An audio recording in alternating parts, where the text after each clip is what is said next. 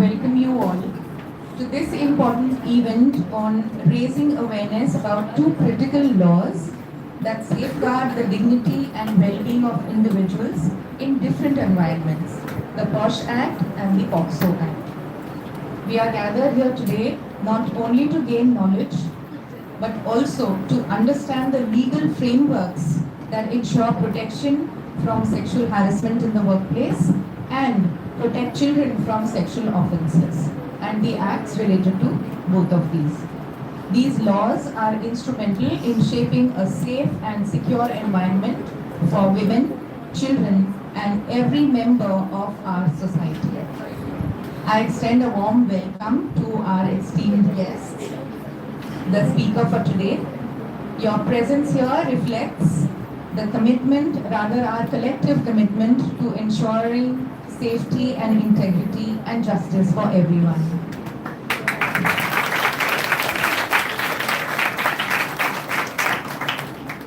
I thank Ms. Kavita Peter, who is the presiding officer of the internal committee at HSNC University, Mumbai, for being here especially for this event. And I also thank Advocate Vaishali Shah for graciously accepting our invitation and agreeing to speak to you all on these two very sensitive topics. We look forward to an insightful and engaging session filled with discussions, ideas and interactions. Like I was requesting you earlier, please listen carefully, and because you all have been or you all are soon going to go out for internships, you will definitely have certain questions in mind which you can ask and interact with during the interaction session with ma'am. I invite Ms. Kavita Peter to initiate this day through a special talk.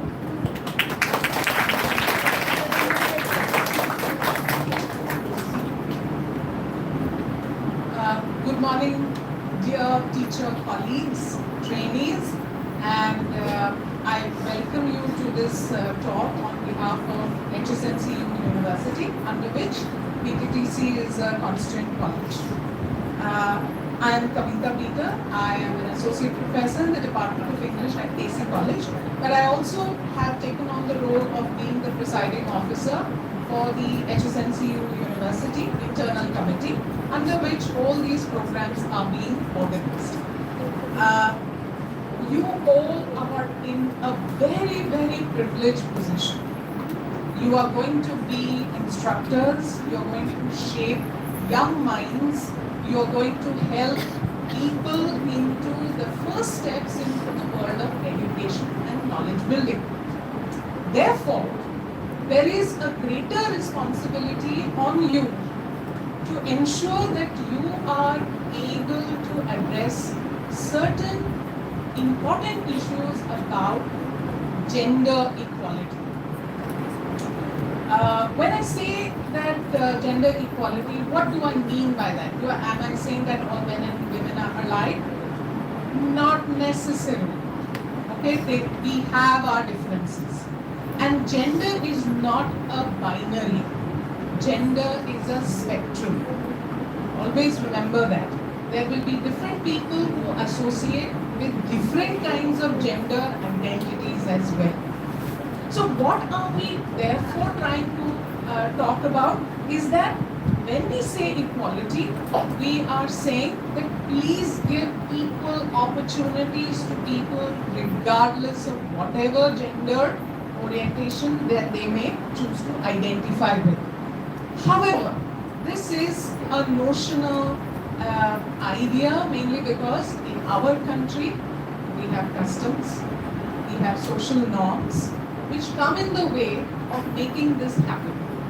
And this is where we realize that, I can see a room filled with people who may identify as women, but what society perceives as their roles is still in a very regressive mode.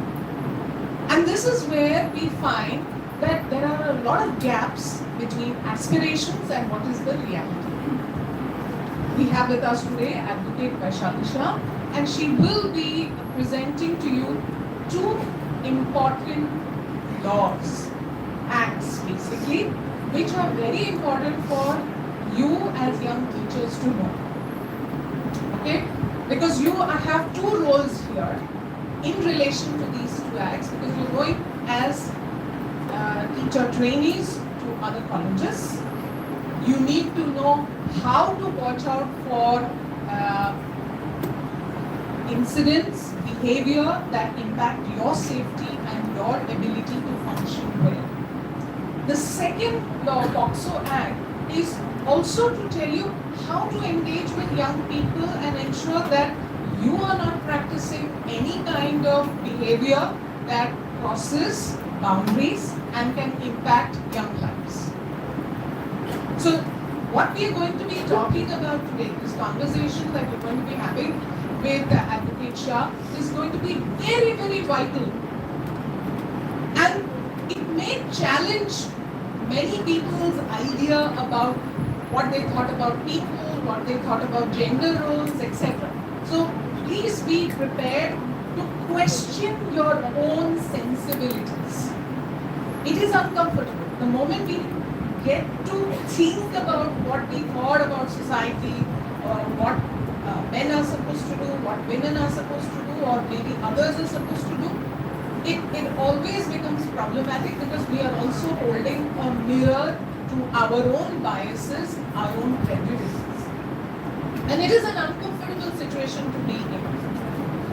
And it is imperative that when you are going as a teacher, you learn to correct yourself from those biases and those prejudices which may be embedded within your subconscious.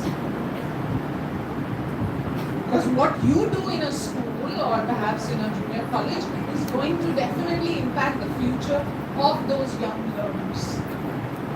I also ask you to very critically review the content that is being presented as part of your own teaching materials, because biases are also embedded within that.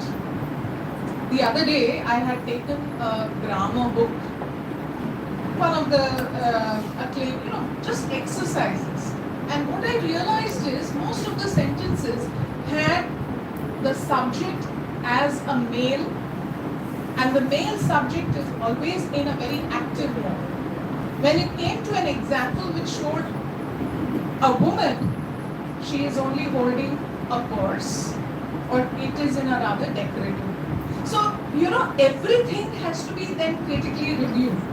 And I request BTTC to take a close look at the booklet published by the National Commission for Women in 2020, which is a booklet available easily on the website called Gender Sensitization and Legal Awareness. And this is a 34-page booklet which I believe every student here should take a look at. That how we can stop gender bias within our classroom spaces in the way we address a mixed gender class. I make a very common example. So many programs organized across campuses. What does the anchor first come and do? Hey guys, since when is that nomenclature an acceptable way of being gender neutral? Who gave permission? Who considered it as okay to erase women from that form of address? So you have to understand bias is embedded in all walks of life. And please understand that the sooner we correct ourselves, we are creating a far more safer space, social space, which will support equity, diversity, and inclusion. So any institution which says that we are very inclusive, we provide equal opportunities, we support diversity, has to actually look at how our discourse is within our campus spaces. So what Advocate Shah will be talking about is going to be very relevant. It is not going to be a killer of some time slots in your everyday schedule. So I urge all of you to take down notes, to keep a book in front of you. Do not be a passive audience, because this is going to be a deciding point for you, and to also get you to be thinking as an active bystander if you are also looking at situations where boundaries are being crossed, crimes are being committed, and you should be going out as a very, very aware individual who is aware of legal rights. So I wish the session will be very beneficial, will be an eye-opener for each one of you, especially considering that you're going to take on a very important role as a teacher. So I thank the Internal Committee of VPTC for organizing this very important session. I urge all the students to be forthcoming with your questions. Please take the time to address any of these questions. And also importantly, let me also introduce the members of the internal committee, which is going to be a very important committee in case you have to lodge a complaint. You have to come to them. They need to do an inquiry process if ever you are going to face certain issues that Dr. Advocate Shah is going to talk about. So we have Dr. Neil Verma, we have Dr. Farah, we have Professor Ansari. They are your committee members. Please understand that they offer you a safe space where you can approach them, lodge your complaint, and find a resolution or redressal for that complaint. I will urge them to also put out a communication poster which lists the committee members, how they are supposed to lodge the complaint. All of that should be put up on the floor. If you go to the lower floors, you will find that there is a poster for the KC College Internal Committee. But you're not supposed to go there. Your issues need to be resolved by the committee which has been appointed for BTTs. So these are your committee members. There are student representatives as well. So no one has to suffer in silence. Please make sure that you nip the problem in the bud itself. Please approach them and make sure you're being guided by the right kind of sources. So thank you very much, and I wish all of you a very, very fruitful session. Thank you so much, ma'am, for that beautiful insight and leading the session towards its actual fruition. I now request Ms. Nikita to formally introduce the speaker for today.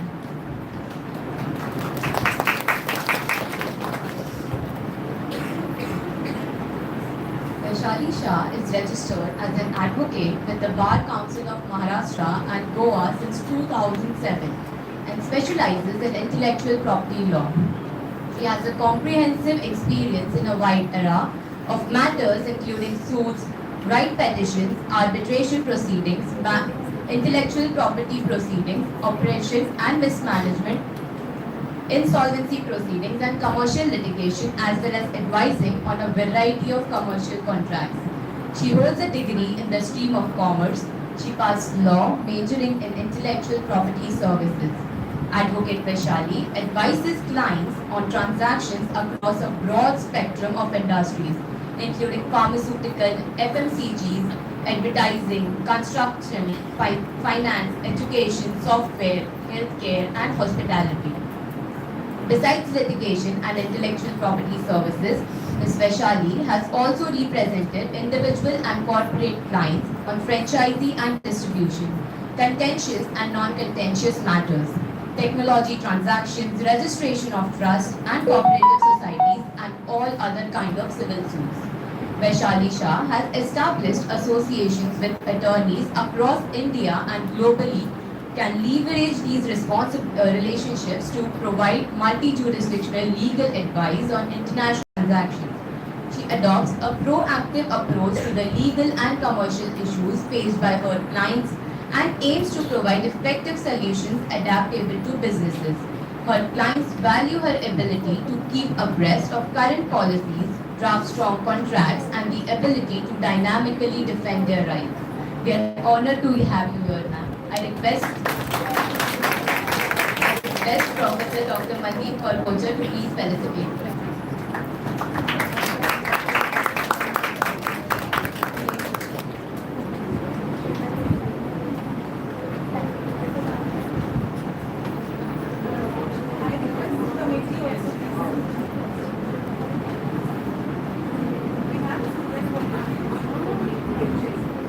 May I chair, please?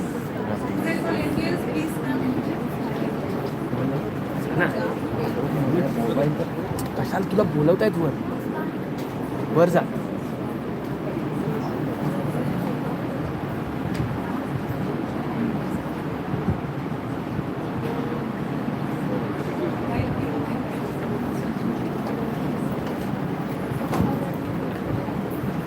I now hand over the stage to Vishnu.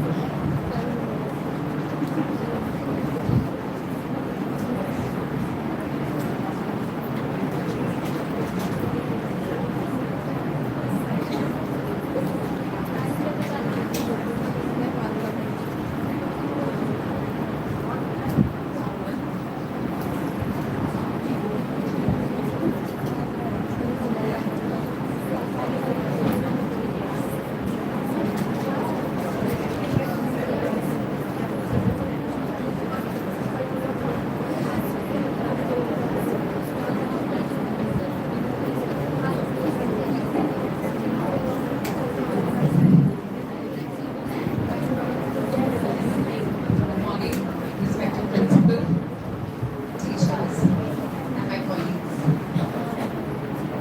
Firstly, thank you for giving me this opportunity to present to you these two acts, to speak about these two acts, more particularly POCSO and POSH.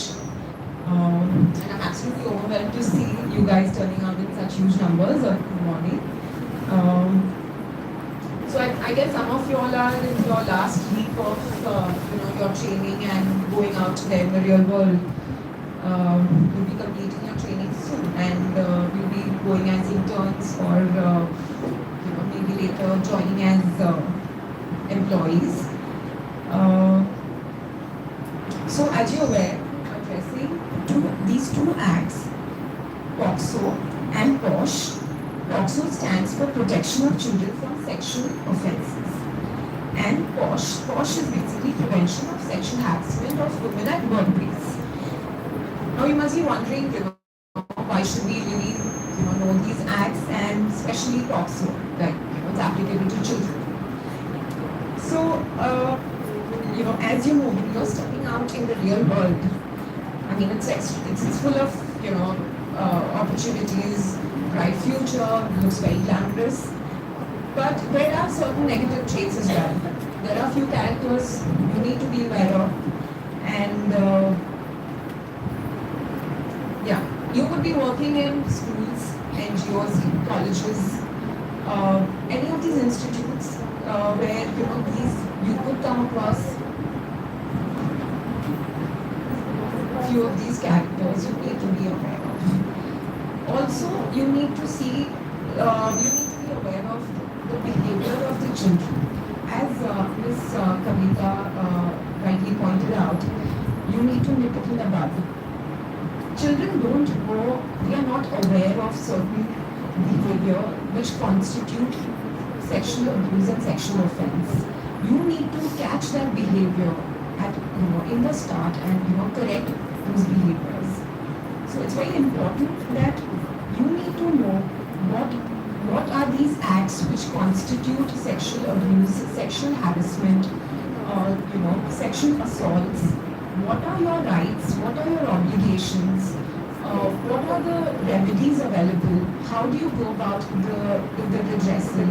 So these are the important aspects which I'll be covering under these acts. So I'm sure you all are aware, there are thousands of cases being reported every day. There are, I will tell you, 100 cases in every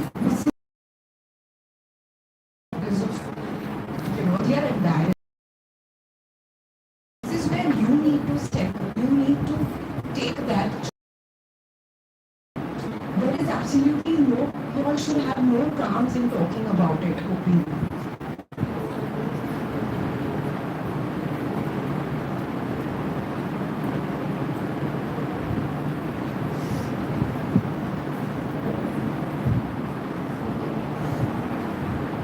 Alright, so I think I'll start with these acts.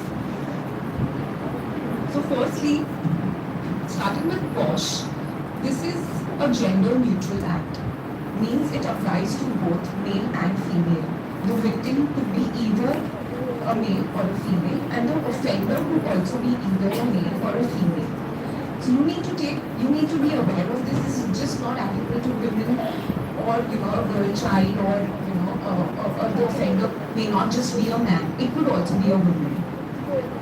Of course, as the Act says, it's for children. So any child below the age of 18, this Act applies to them. There are three kind of abuses under this Act. There's sexual assault, there's sexual harassment, and there's use of a child in pornography. Now, insofar sexual assault is concerned, under this kind of Act, any kind of physical touch to a child by any person, whether it's a male or a female, it could be anybody, it could be a maid, it could be a teacher in the form of a male teacher, it could be anyone. If that person touches any parts of a child with a sexual intent, a sexual assault. Now, the punishment under this is anything between 3 to 5 years along with fine. So the most important aspect here is any kind of physical contact with a sexual intent. So, a mother giving a bath to a child is obviously, not, with a sexual intent. It's out of, her care and beauty and love. But say, for example, any person, any school teacher, or there's a person in a child in a remand home, and he has been touched by any person with a sexual intent, will come under the purview of sexual assault. A little aggravated version of this is penetrative sexual assault. In this case, any penetration of a male organ, male reproductive organ, to any extent into a female mouth, anus or vagina of a child, of a girl child, or penetration of any object or any part of the body into the vagina, mouth or anus of a child. Please beware, the child could be either a male or a female. So in case of obviously male, but not vagina, but it could be an anal penetration. Or even any person applying his or her mouth into the child's mouth, anus, urethra of the child. Any of such acts are called penetrative assault. This is a very grave form of a sexual assault, and the punishment here could be anything between 7 years to life imprisonment with fine. Of course, no amount of monetary compensation can, compensate what the child has gone through in such scenarios, but this is what the law is providing as of now. Going a step ahead is a higher form of an aggravated assault in this case, where such assaults are committed by person holding relationship in a trust.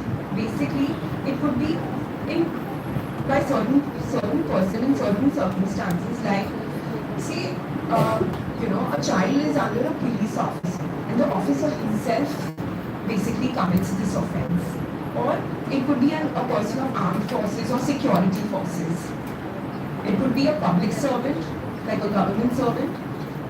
It could be the example that I gave you, like a jail staff or a jailer, doing it to a child who is in a protection home or a remand home. Any kind of, management staff in a hospital doing it to a child who is, a patient in the hospital.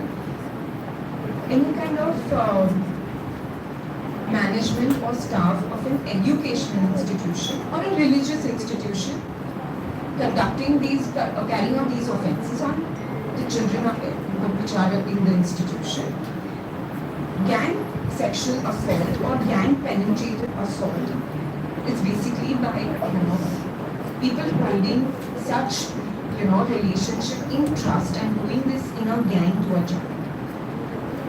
Any kind of offence which is committed using a dangerous weapon which causes such physical harm to the child that it almost kills the child. Any kind of offence which is basically mentally or physically disabling the child, or it's inflicting to some kind of deadly disease like say your HIV.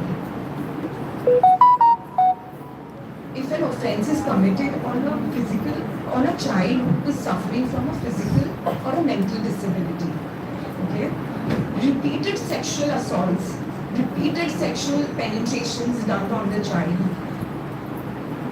or if this offence is committed by a relative who is living in the same house with the child, it could be anybody, it could be your uncle, it could be your grandfather, it could be anybody, and of course it could be even a woman.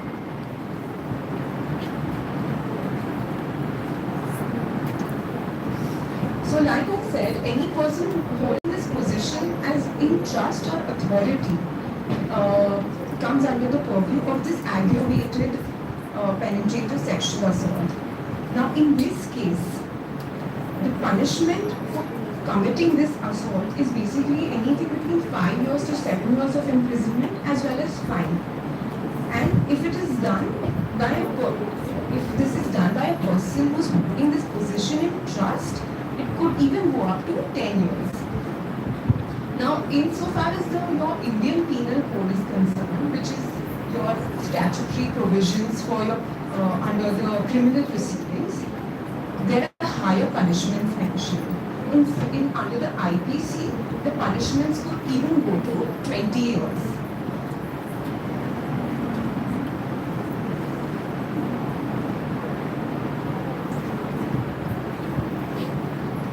The next part under POCSO is sexual harassment. Now, what amounts to sexual harassment? Any person with a sexual intent utters a word or makes any gesture, makes any sound, makes a child exhibit his or her part of the body, shows that child pornography, or repeatedly or constantly follows, watches that child, or contacts that child directly or indirectly through you're playing a game, suddenly you get a friend request from someone, you accept that friend request, and they start sending you nude pictures. This is sexual harassment.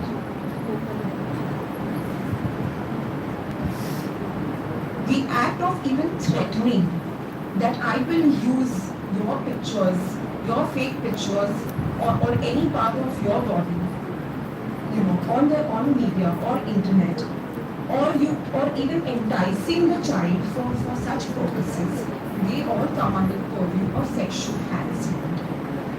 The punishment for sexual harassment is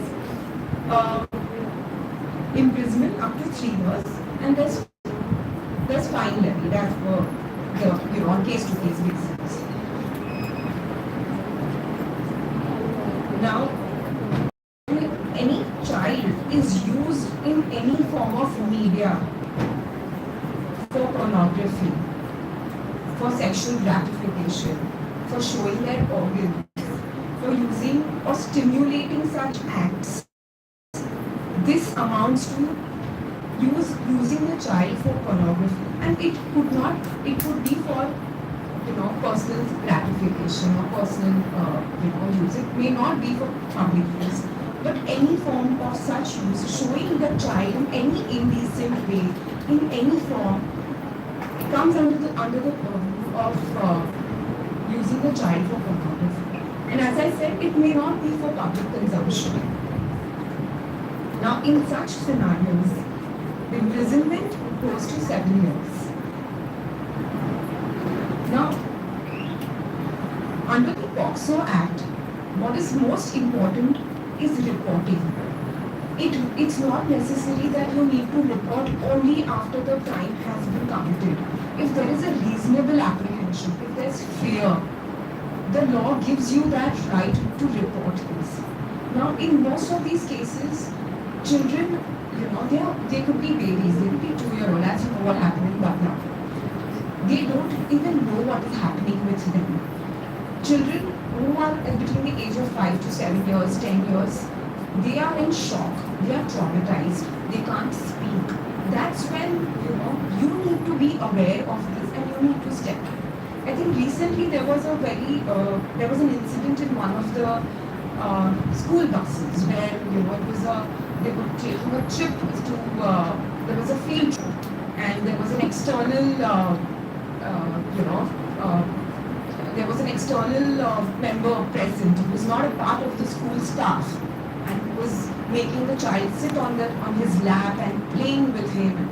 These acts amount to sexual assault, sexual harassment. This case was reported recently. This is just a matter of months back. Another example where you need to step in is, for example, this recently happened in another school. It's a boys' school. The child was going to use the washroom every day to urinate. His bunch of friends would go behind him and watch him and make fun of him. The child thought this was normal, and so did his friends. These are acts, these are behaviors that you need to look out for, because unless you will not, nip it in the bud, they will start thinking this is normal, this is fine, I can make fun. This is not, this amounts to sexual abuse. So these are the kind of examples, which you need to, look into. Sharing jokes which have an undertone of sexuality in it, with, amongst the kids. These are, incidents which you need to look into. Yeah.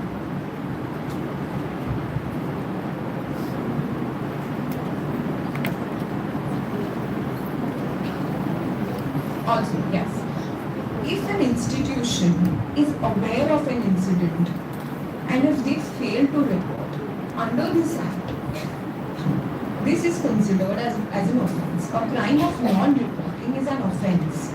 You have to report. It's not necessary that this incident happened and you have to report it immediately. The child may be in trauma and may not immediately inform the teachers, the parents. So, insofar as the time is concerned, there is no time limit. Even if this is reported after 2 years, 3 years, that's fine. But if the institution is aware, it is their responsibility, it is their duty to report this incident and not let it go unreported. Such incidents can be reported to Special Juvenile Police Unit or even the local police. But what is necessary that you need to report. It is not necessary that the child has to come forward. As I said, the child would not be in a position to report this. So whatever little information is available through the child, from whoever, this needs to be reported. Also, another very important aspect here is that under these acts, the information, the personal information about the child and his family is kept intact. There is confidentiality maintained in such cases. So the child, the parents, the teachers, the institution be rest assured that this information will not be, this cannot be leaked out in public, in media, and that should not interfere in the investigation. Also, if such information is leaked out, it's considered as an offence and there is punishment between 6 months to 1 year in this, in such scenarios. So confidentiality is one of the most important aspects, which is basically, protecting your privacy and your right to report properly.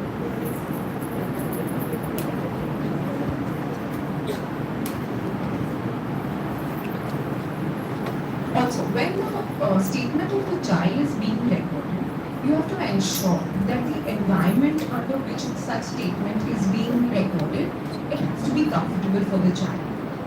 The child is not in a position to, if the child is not in a position to speak, you can give them assistance in the form of some, special educator or maybe somebody who is, capable of in assisting in communication. Or if the child is disabled, mentally or physically, whatever medical aid experts should be available to record their statement. Also, it's always preferred that a woman records that child's statement and somebody whom the child trusts is the mother is not present, somebody else who the child really trusts is present when the statement is being recorded. The idea here is to basically make the child feel comfortable and to open up and speak openly. This is also, confirmed with medical examination of the child. That's very important, just to check the extent to which such offence has been committed.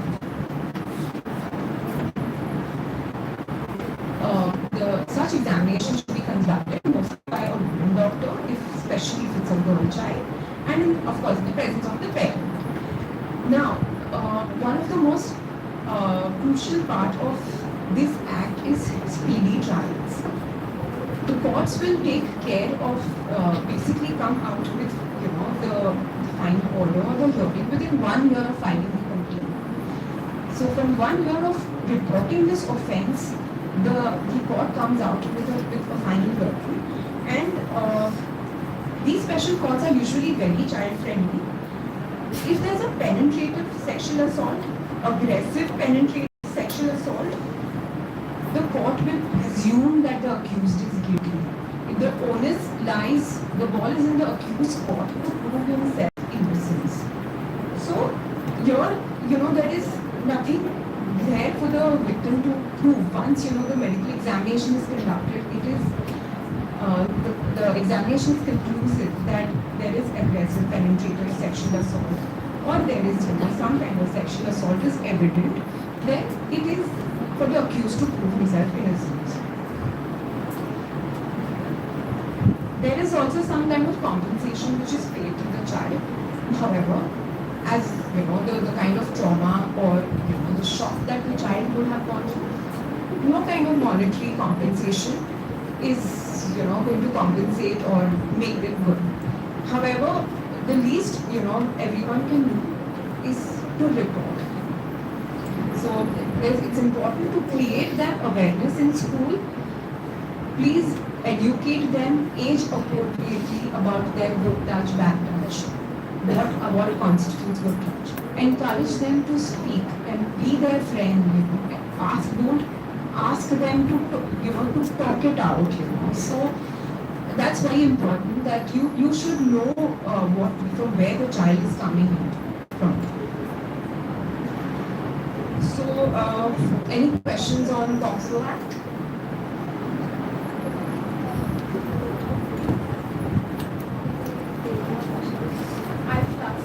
Sure. So they are going to school. I think so. It's a situation where they are going as teacher trainees in a school, and they spot an instance where a small child is being abused. Remember, they are not even permanent staff of that school that they are going. So what should they do in such a situation? Because now you have told that these are bad things that are happening. Yes. They should be alert. How are they supposed to report the matter? Who should they report this to? Yes. What will be the repercussions? You see, they are there only on a temporary basis. Absolutely. So, will there be any kind of retaliation because they have to also finish their teaching training? So, one concern with many people is, look, I don't want any kind of negative thing, reaction from the Yes. school I'm going to. Yes. So, what is the correct way to behave and report it this situation? I thought that is the question. So, be careful about one thing.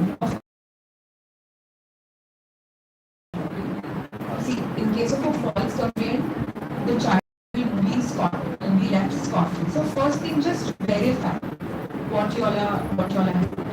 Secondly, it has to be in writing on an email, marked to the coordinator, the principal. So at least your recording is there in your email in writing that you have done your part of informing the right authority. You have to wait till some action is being taken, not taken. If the institution chooses to remain silent, you can always file an FIR with the local police and report this incident. Because you were aware about it. You were the person who was aware about it. You need to, that's what you need to do even as a intern. At max what, the school may, say that, we are going to sack you. But don't let such incident go unreported, because one unreported incident will lead to 10 others and then more.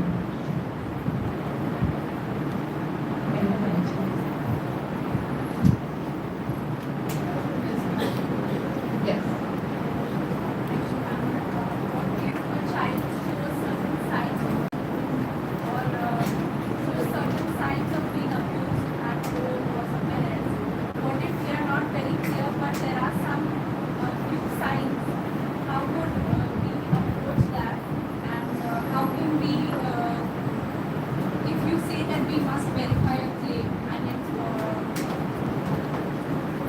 How do we verify such a claim? How do we find out?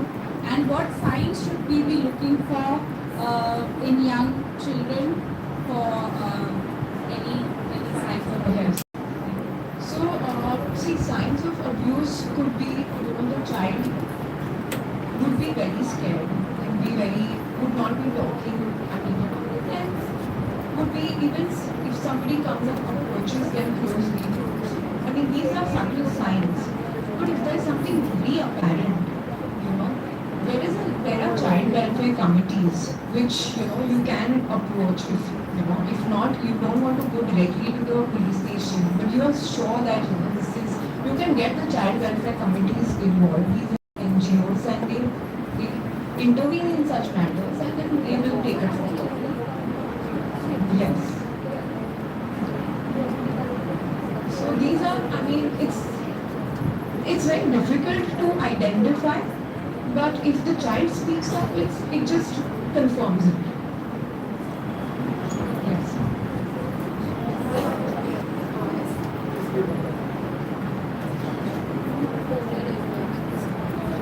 To ask, in cases where the family, suppose you've noticed something at school or something that has happened to the child and you report it to the family also. In that cases, if the family chooses to not go ahead with these cases, does the offender work free in those cases?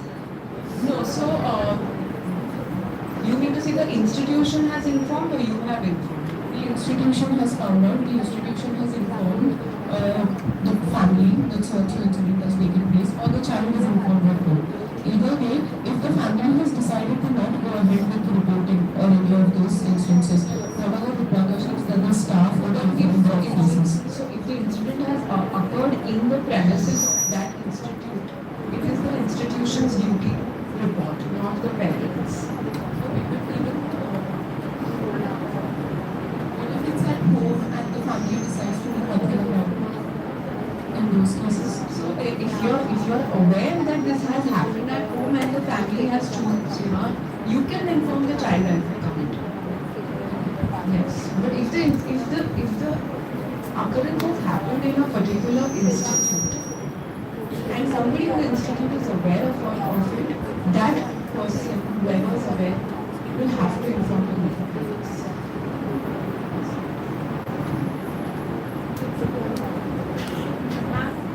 Yes. No, it's fine. So, no, just wait.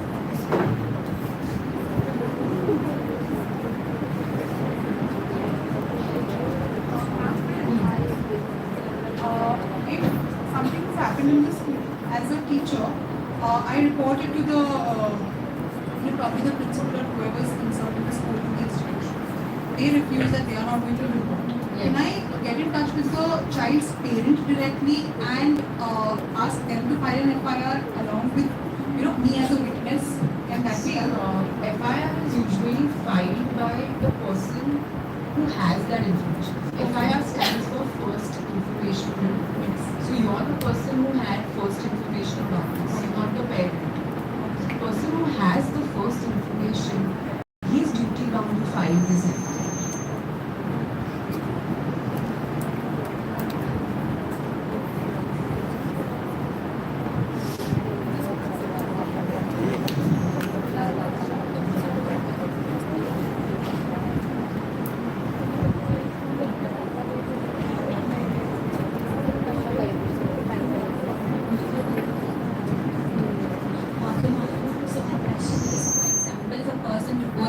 Reports that this particular incident has happened. So what about the security and safety of the person who is reporting? In case this person starts getting threats that why did you report or any sort of threat.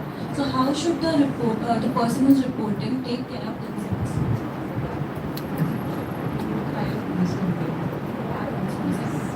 That you have, you have these apprehensions by security in that state, and it will have to be like an NC. Yes.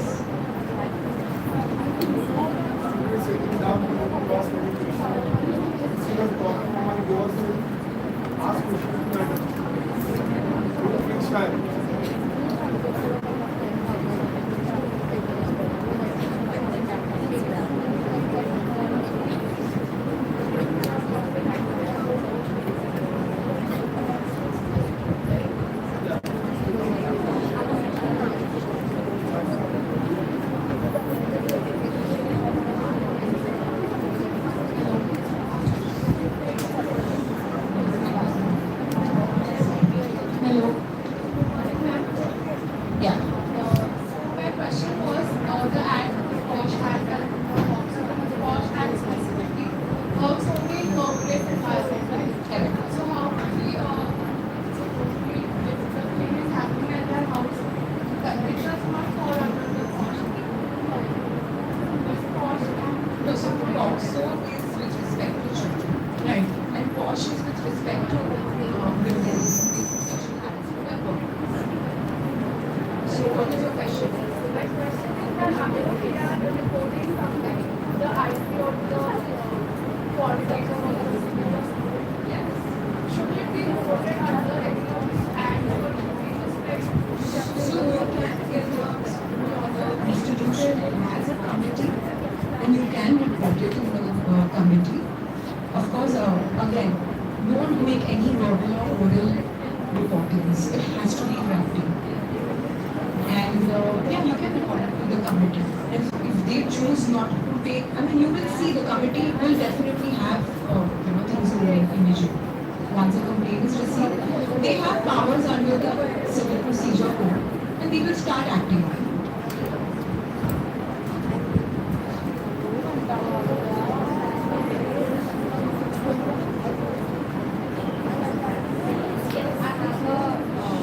Question, like if there is, like you said, there are, if in harassment or assault or something, like there is 1 year of penalty or something, there is like, but after that, if they are out, is there any lookout for them? Like, does somebody take to anything as such?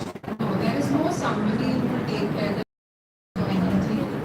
But under the act, if a person who is already committed, who has been convicted under POCSO and again commits, then that amounts to aggravated sexual assault. And he will be punished for it.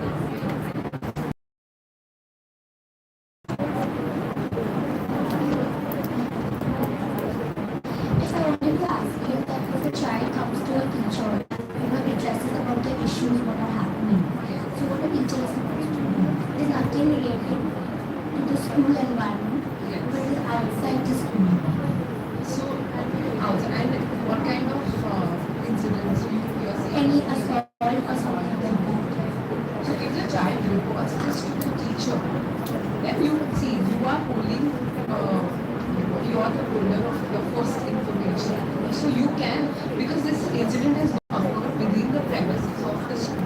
you can file a police complaint quickly, report this to the local police or the child welfare company. Yeah.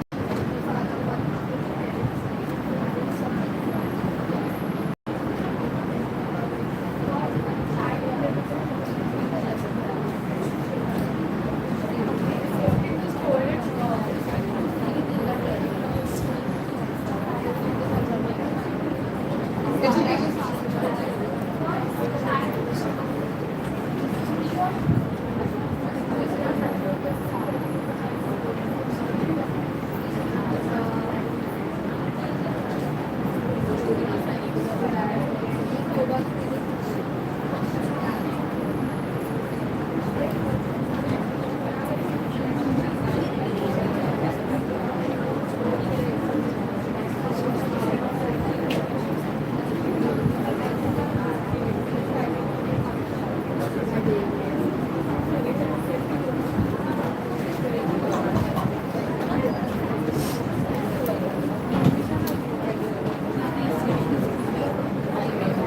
Hello.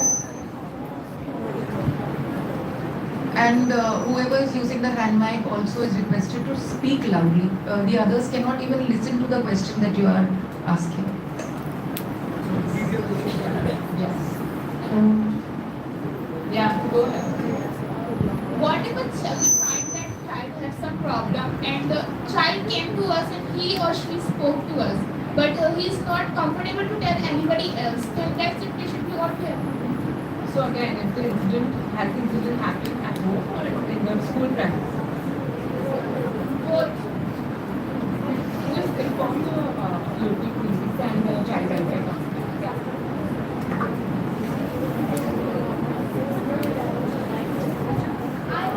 I only wanted to clear this down that if a child is taken for medical examination, for example, a girl child, Yeah. then is there a provision that says that a girl child, irrespective of the age, can only be examined by a female doctor and a male child can only be examined by a male doctor? No, so the girl child definitely by a female doctor, and even if it's a male child, it says that it should be preferable that it's of a female, and it has to be in the presence of parents or mother.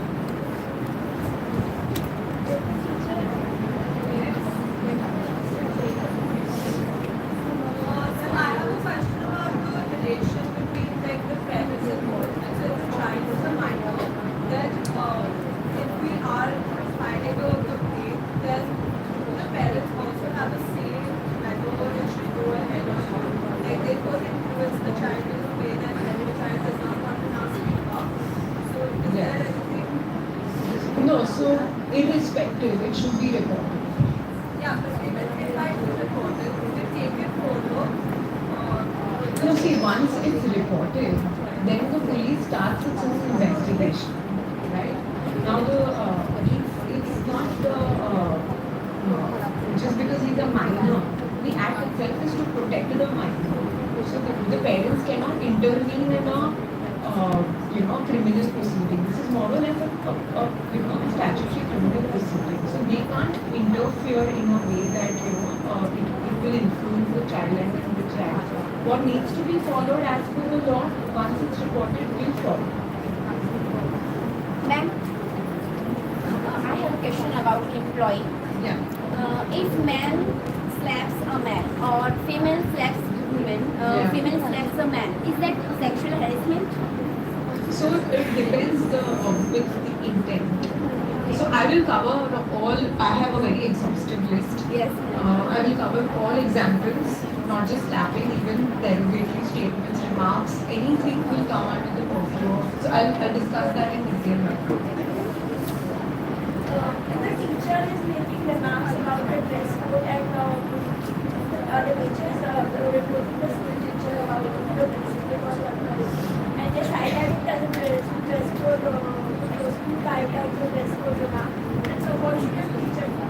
No, I didn't Like the understand. teacher is giving a remark on like why I'm wearing such a short skirt or a short short. So I try to gain any attention or anything like that. So if it's kind of the sexual assault on the dress code. It depends on the exact language that's used. school to not wear short skirts. No, but the teacher is insinuating that the child is trying to grab attention or is trying to communicate the other sexual way. So what should the teacher or the principal do with the other teacher informing the imam? Yes, so you can, but that won't mean it will, I mean, it won't mean aggravating offense, but it can be corrected. But she should report it to the Yeah, but the principal is trying to deny it and saying it's just a dress code margin. Like I think that a dress code topic. that is a dress code topic. See, it depends on, The principal is trying to sideline the topic as a teacher way of trying to struggle the child. yeah, I mean, it depends on what is the exact language and context used. If it's not done in a way to, have any, so there has to be some kind of sexual intent. If I'm just saying that you're wearing a short skirt and what are you trying? You're trying to get their attention, don't wear a short skirt, that won't fall under it. Student, I request you please try to be specific with your question so that you can answer properly. So should I start with the Any more relevant questions for POCSO Act? All right, so we move to the next section.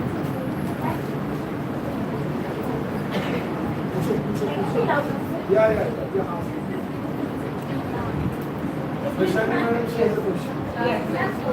What about staring? Person is staring. They can be like 50 years old approximately. He's staring at a young girl, not teenage, adult girl. So what about that? And that the person is being corrected. And आपको शोभा नहीं देता है. उसके बाद principal के साथ भी बोलता है. आपको ये शोभा नहीं देता है. फिर भी that matters will get continuous.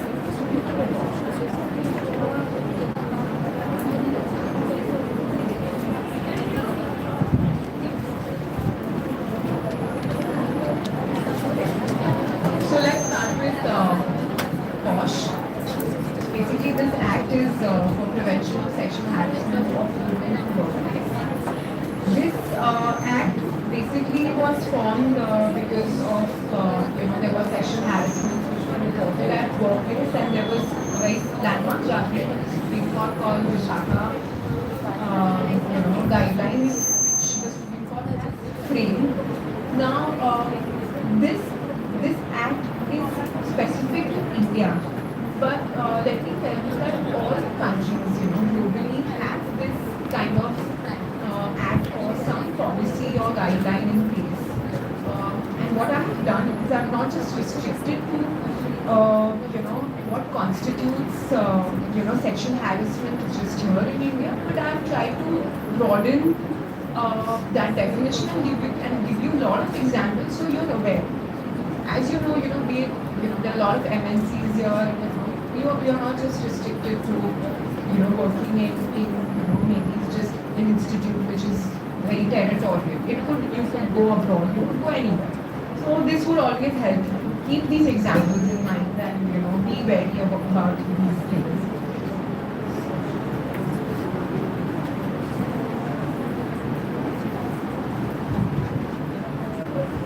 So basically, this act is about sexual harassment at the workplace. Now, what constitutes sexual harassment? It includes any of these, acts or behavior. So, A is, any kind of physical contact or advances. Okay. It could be a request or demand for sexual favors. It could be making sexually covered remarks. It could be showing pornography or any other unwelcoming, physical or non-verbal conduct which is of a sexual nature. It will also mean, that I will give you a special treatment in your employment, or you will be promoted, something of that sort. But in return, you need to do some sexual favor. It should also be a threat. If you will not do this, I will demote. It could also be creating a very intimidating or an offensive environment, a hostile environment where you really can't work. It could be isolation, or say for example, nobody talks to you. So those kind of hostile treatments or environments are created.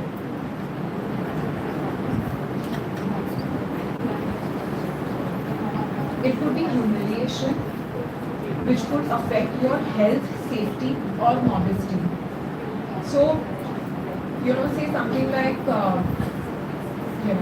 passing any kind of, derogatory remark, which is basically affecting your modesty, also comes under the purview of sexual harassment. Any kind of non-verbal or verbal conduct, it could be a joke, it could be a remark, it could be in the form of SMS, emails, calls, anything, comes under this one. I mean, you're walking and your boss or your colleague just hits you on your butt. That constitutes sexual harassment. You share a very good rapport with your colleague at work. They start sending you, SMS, emails, texts, whatever, with having such sexual undertones.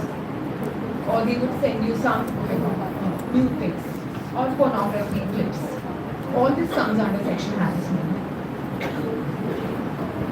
So when any employee uses with a sexual purpose the body or any part of it or any object as extension of body in relation to another person without their consent or against their will, such conduct shall amount to sexual assault. Spreading rumors about any employee and their sexual relationship also amounts to sexual harassment. Any person who's abating means who's aiding and helping to do this, is also an offender under this.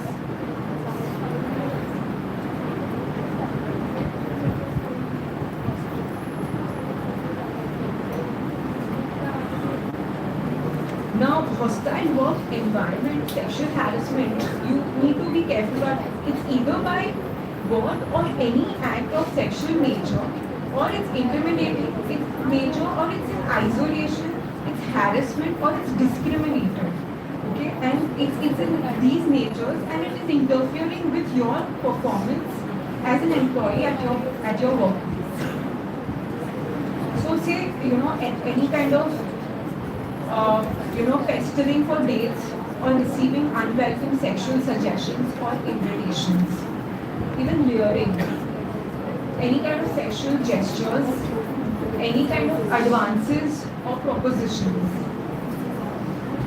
any kind of using derogatory comments about a person's body or dress, like what you said, slurs, epithets, or sexually suggestive jokes.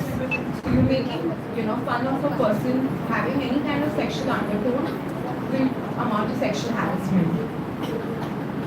Written communication of a sexual nature distributed in hard copy or even computer network which has obscene letters, notes, or invitations. Being forcefully kissed or hugged.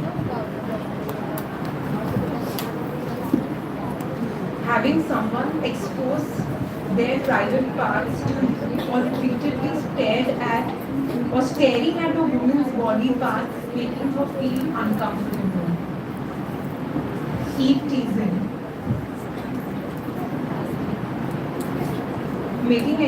Making or threatening retaliation after a negative response to sexual advances or for reporting or threatening to report sexual harassment. Any kind of sexually tinted remarks, whistling, staring, slanted and obscene jokes causing or likely to cause awkwardness or embarrassment. Any kind of subtle innuendos or open taunting regarding perfection, imperfection, characteristics of physical appearance or a person's body or shape. Gender-biased insults or sexist remarks. Displaying pornography and other sexual offences or derogatory material. Any kind of possible physical touch, assault or molestation.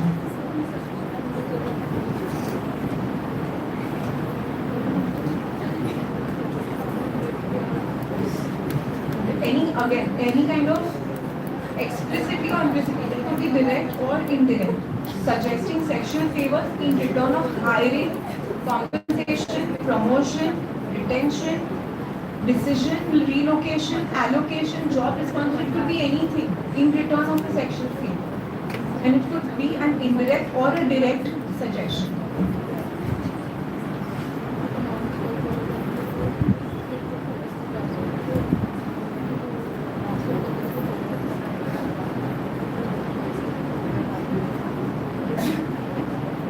Any kind of physical confinement against one's will, and any other act which is likely to invade their privacy.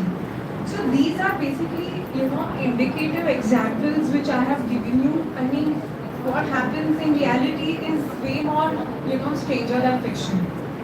So just beware of these kind of acts at workplace. Now, basically all offices, premises where, your employees conducting their business is considered, the place of offense or the workplace. All, wherever these activities are performed in other locations which is away from your office. It could be another site where you are, located. Any social or business gathering, any function, where these, kind of acts have been committed. Or it could also be a mode of transport. Now again, here in this place, an internal complaint committee is usually formed where 50% of the members are male.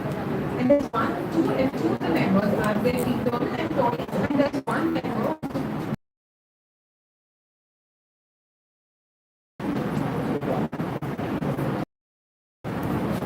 So this body is basically an autonomous body.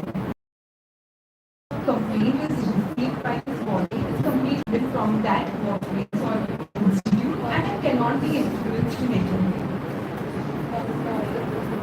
Usually what happens is the members here are selected because of certain background they come from, they are sensitive towards these issues, and that's how they are selected to be members of this committee. Usually they have a dedicated email ID which is available to everyone. So let me assure you, most of these workplaces have a POSH policy in place. It's accessible to everyone. It has a dedicated email ID where these kind of complaints can be reported. There is utmost confidentiality maintained. Your privacy is not infringed by any party.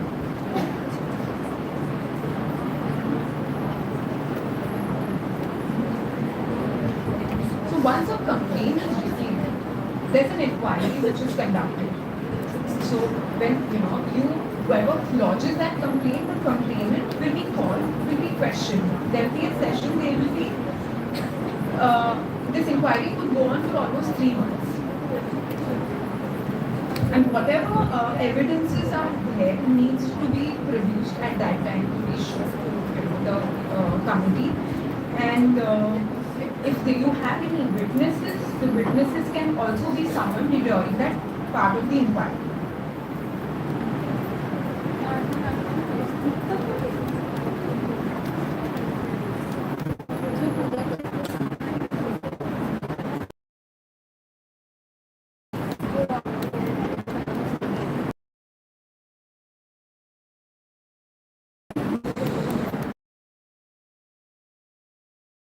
They follow the principles of natural justice, which means that whoever is, the accused or whoever gets to the allegations are there, they will also be followed and they will also be implemented.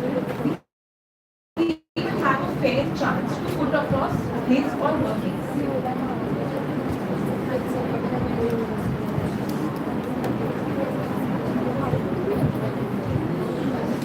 Independently, if the woman wants to file an FIR, that also can be filed independently, and they can register a complaint under IPC.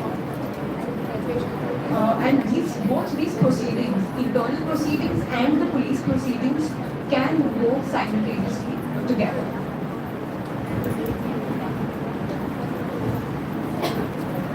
If the aggrieved, person, a woman or whoever aggrieved, if they want to, have some kind of settlement or reconciliation with the respondent, that can also be informed, and they can, but there's no pressure. You can always sit across and, have some kind of conciliation, between the parties.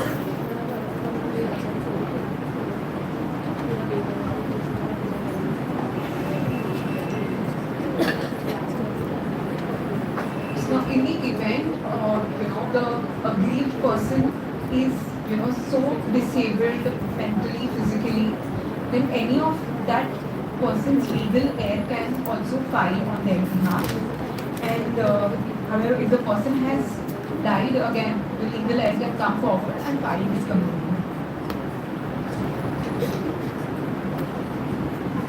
So usually in this case, as I said, the court follows a procedure called, for civil matters called civil procedure code. This body also follows a similar procedure as per, the civil procedure code. There's a preliminary inquiry first which is conducted of the complaint, and whatever interim relief that can be offered to that complainant, interim relief means some immediate relief. It could be, that woman could be immediately transferred to another department or another location so that, she's in a safer place. Her compensation is not, stopped because of this complaint. In the meantime, the records are collected.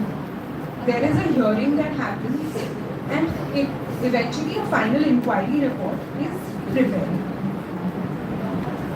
The final relief is again compensation in this case, but as I said, that's no kind of monetary compensation can really compensate for what she would have gone through.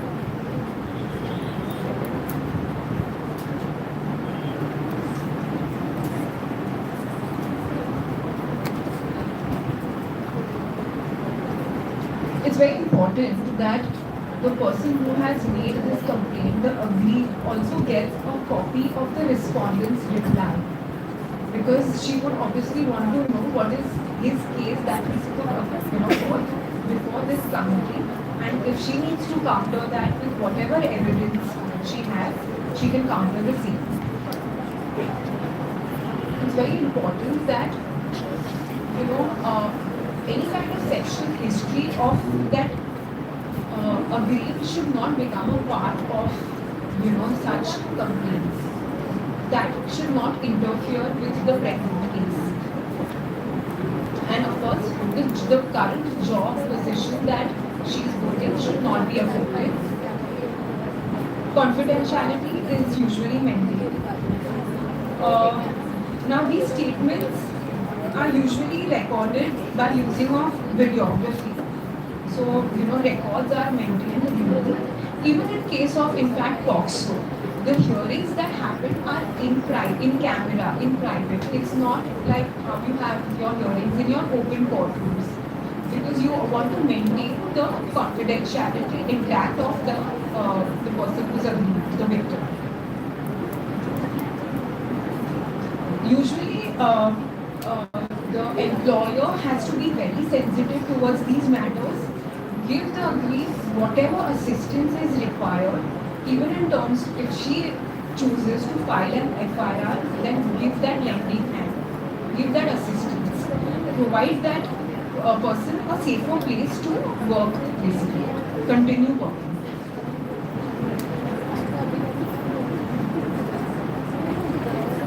Now, similar to the respondent also gets an equal opportunity to put across his case, and they also are entitled to whatever complaint the aggrieved has filed, and they also have a right to appeal before relevant civil or industrial tribunal.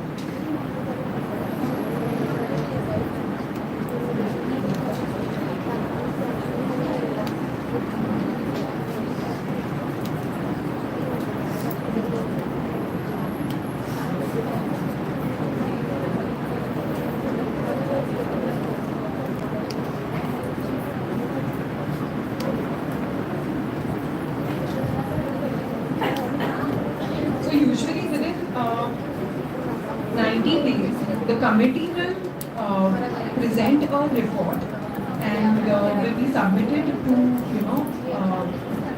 they will complete their investigation and submit a final decision as to whatever is the outcome, whatever has been, whether it was actually a sexual harassment case and or was it just a malicious or a false complaint.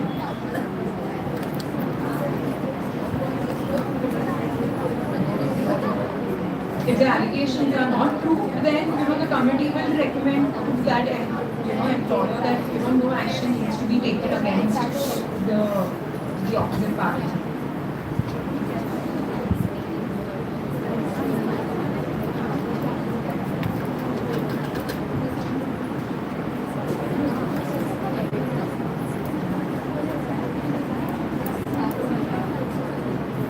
Usually, if it's a multinational, they are under such circumstances there is a lot of gender neutrality here. They usually believe in gender neutrality and indiscrimination, and not to basically discriminate because it could also be the other way around.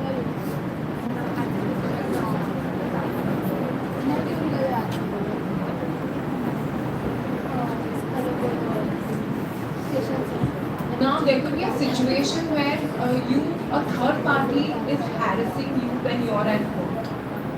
In such scenarios also, you must immediately notify of about such whatever the misconduct is to your employer, and disciplinary action will be taken against whoever that third party is.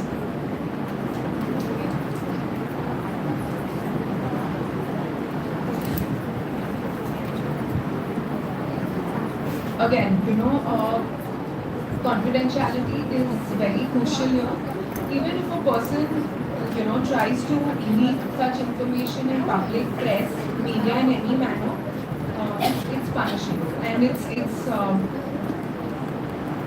confidentiality needs to be remain intact.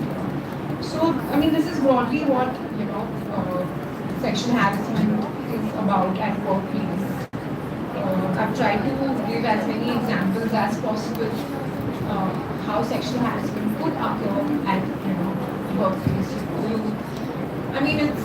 You could just be like, okay, he's my boss, he's my father figure, he's my mentor, but you don't know what's going on, and if they send you any kind of such emails, texts, jokes, which have any kind of sexual undertones, be wary about it.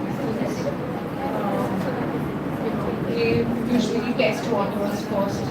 It could just be like, oh, it's just a joke. If you don't like it, I'll not send it. The minute you say, yeah, it's okay, they'll go, they'll do whatever. It could go like, it could cost a late action could really cost you a lot. So just be aware about these things. Any kind of other kind of discrimination also be aware, about your clothing, the color of your skin. It could be a kind of a racist remark. It could be about about your religion, about your sect. It could be anything. So these kind of incidents be aware. Because you would have not, you would have refused certain, sexual favors. They could isolate you. Isolate means, just you're on your own. This is your job. There's no juniors available for you. You figure your own thing. So these kind of, this kind of behavior is called isolation. It could also be, harassment in any form. So the key here is to speak up and just be aware of what's going on. Any questions?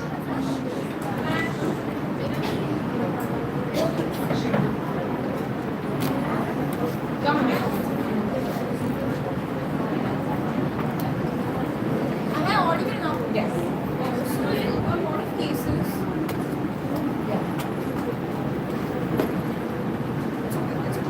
in a lot of cases, these remarks are verbally said. Now in that case, I don't have any proof that this has actually happened. proof to actually file a complaint, or how will that? No, so you will have to immediately put it on record. You have to put an email to that person, marking your senior CC, that, while we were talking, you said this. It's not appreciated and this amounts to sexual harassment. You'll have to call it out. So there's no proof or something needed to. There is, you can't, right? See, verbal gestures, and unless, there are cameras around which, prove. But otherwise, you have to put it on record immediately.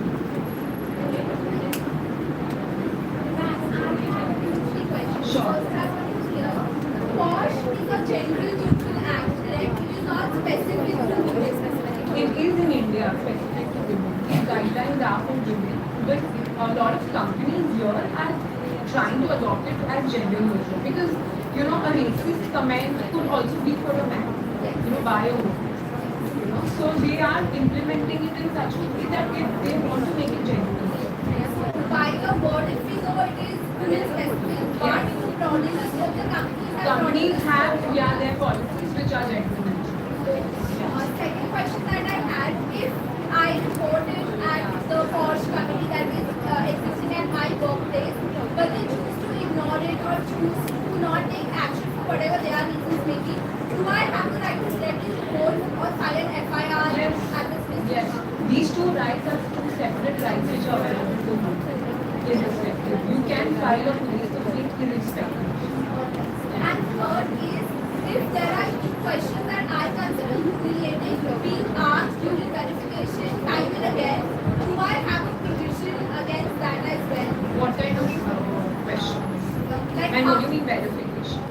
So when the inquiry is being conducted, they ask certain questions to know exactly what has happened. Yeah. For example, it has been not a sexual harassment but a sexual assault, or at times maybe rape, and they go on to the extent of asking the question that how were you penetrated, what was the cause, or what. So if they keep asking those questions again and again, and I consider it very, very traumatizing and humiliating for me, do I have a provision against it, or? So you can always say that this question has already been asked and I have given this answer. Yeah. So this is obviously being videographed. So if a question has been asked, it's already come in the recording. So if that person is asking again, you need to just call it out that this has been already asked. Why are you asking me this again? Maybe you can repeat it for the second time or the third time. You can just put your foot down and say that this is not a question. It's not acceptable, and I refuse to answer. I've already answered.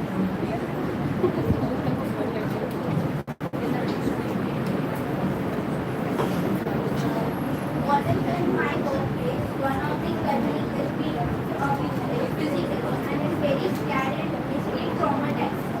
But he or she is not comfortable to report the case, especially in case of women where their family don't support them to report it in police saying that look, we are coming. So how can I You can report it if you're comfortable.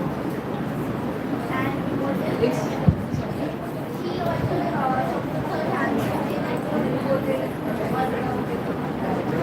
You can report it in the interview.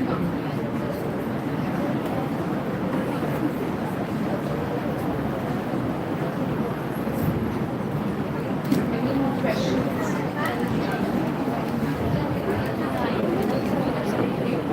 Ma'am, my doubt was about the POSCO Act. Yeah. So, if a child is sexually harassed before turning 18, and then he or she decides to file the complaint after turning 18, then will that complaint go in the POSCO Act? Yes, it will, because it's retrospective. The act occurred when the child was a minor.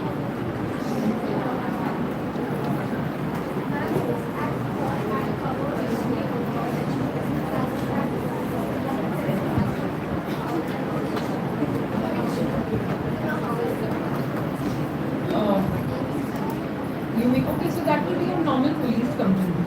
Yeah. So there are provisions in your IPC for any kind of sexual assault. So there is already an provision under IPC. There all these offences are there. This is just a special act created protect the children, women at workplace.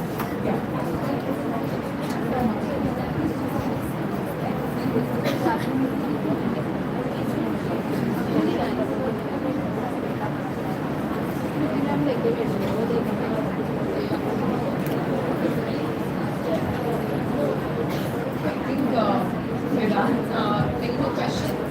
You have something? Yes, ma'am. I asked you earlier if man slaps man or female slaps a man, Yeah. is it sexual harassment? It's harassment. Is that? Yeah, it's assault. It's so any kind of act of slapping, like any kind of violence or even threatening is called an assault. Yeah, it's an assault. If ma'am मतलब अगर मैंने complain ले लिया example office में इस तरीके से treat होगा कि अरे ये तो कुछ भी बोल रही है कैसा भी हो रहा है तो दे ट्रीट लाइक का हियरिंग मुझे अच्छी तरह से ट्रीटमेंट नहीं हो रहा है पहले जिस तरीके से ट्रीट होता था मैंने कंप्लेन कर दिया अपने बॉस और कलीग पे तो वो मुझसे मतलब कहते हैं ना एक दूरी बनाना स्टार्ट हो जाएगा फिर मुझे एक अलोन फील होगा तो ये So that is called isolation. Yes. तो ये मैम मुझे लेना उस टाइम पे जरूरी है क्योंकि they give me good salary फिर वहाँ पे मुझे ये देखना है कि मुझे इस तरीके से जाना है या ये देखना है No, so see, you have to report this clearly to the committee that these are the repercussions. And if you want women independent, if the man has slapped you or something, that's any which way is an assault. So that you can file a police complaint. It also amounts to outraging a woman's modesty. Any kind of molestation, physical contact, touch, violence. There is a separate section of the IPC called outraging a woman's modesty. It could even be like a gesture or non-verbal. Yes.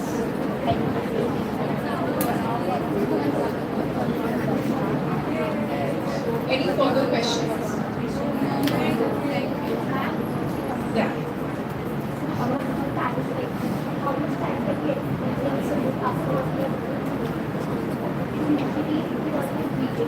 Yes.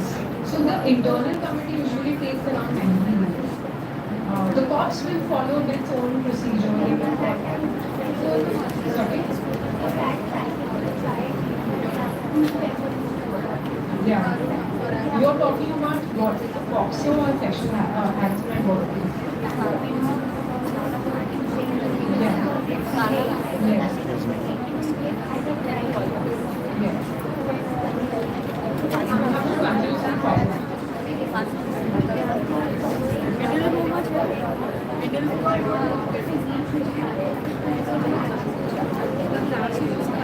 No, so see, under Green Act, we actually said that you need to report immediately.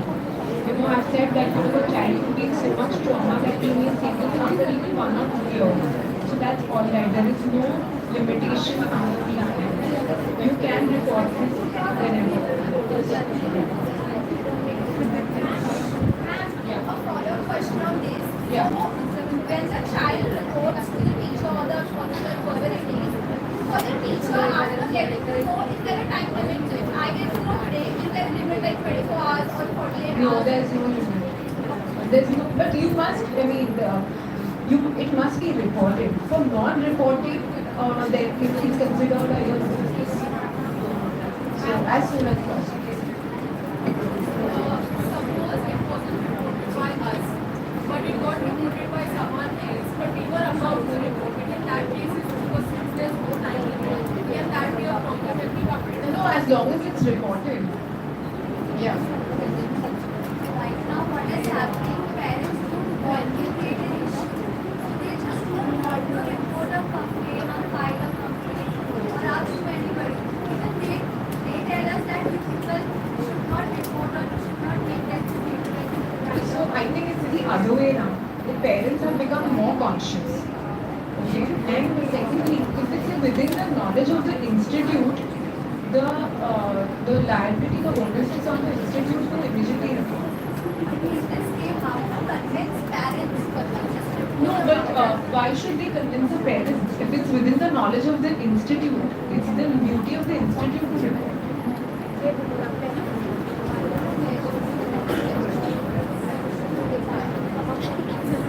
Got it after reporting to the reporting, they get to know that the police is involved in the culprit.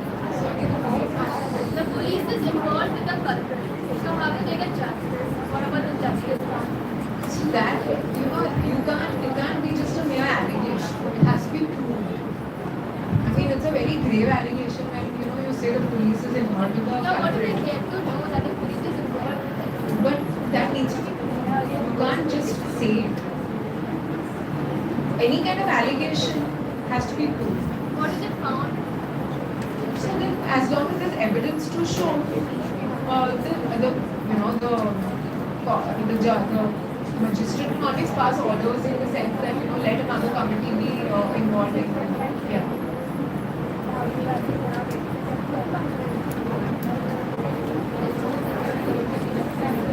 Any further questions?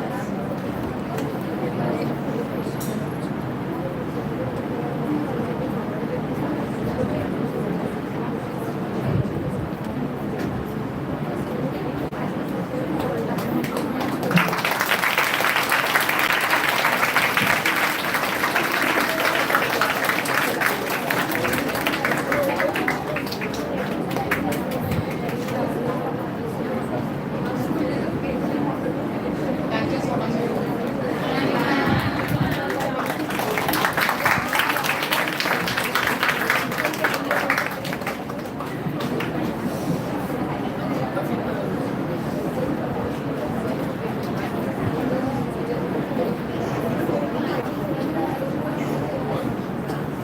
Good afternoon, everyone.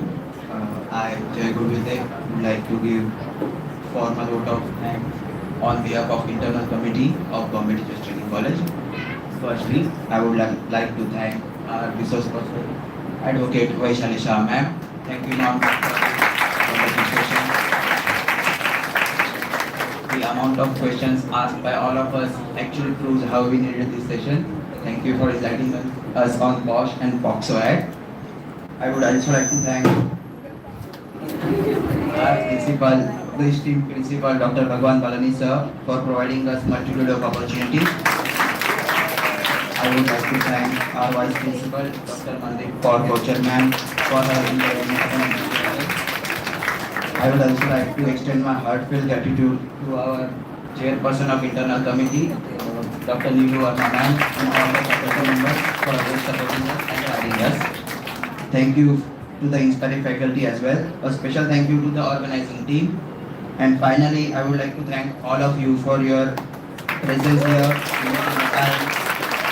and helping us make this session a success. Thank you.